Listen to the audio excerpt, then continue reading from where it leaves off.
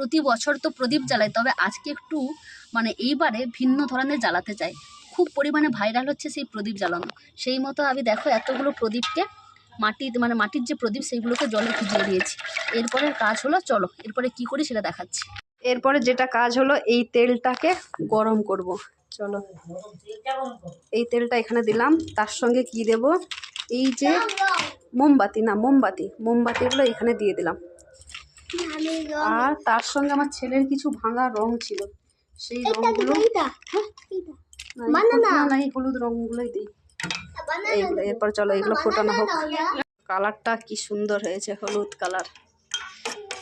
দাঁড়া মোমবাতিগুলো করে নিই, তারপরে যাচ্ছি চল।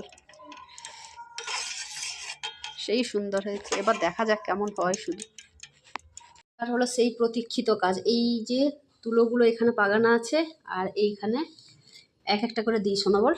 হ্যাঁ এগুলোতে এক একটা করে দেবো আমরা। এই যে 3টা এখন হয়েছে, এটা অরেঞ্জ কালারের হয়ে গেছে। একবারে দেখা যাক কেমন হয় বল।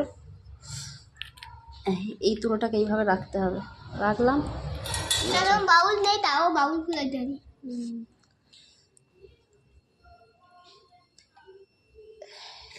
ভর্তি হয়ে গেল এইভাবে সবগুলো। দেখা যাক, শুধু সন্ধ্যাবেলার অপেক্ষায় কেমন জলে, তাই না সোনা?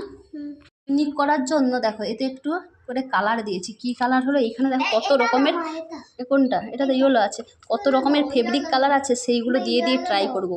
ফার্স্ট টাইম তো, দেখা যাক ফার্স্ট টাইমে কেমন হয়। হ্যাঁ ওই পছন্দের কালার দেওয়া হোক, কেমন হয় দেখা যাক। রকিও আসছে দেখ।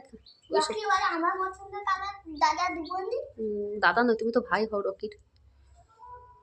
দেখা যাক কেমন হয়। এক্সপেরিমেন্ট করতে ক্ষতি কোথায় বলো।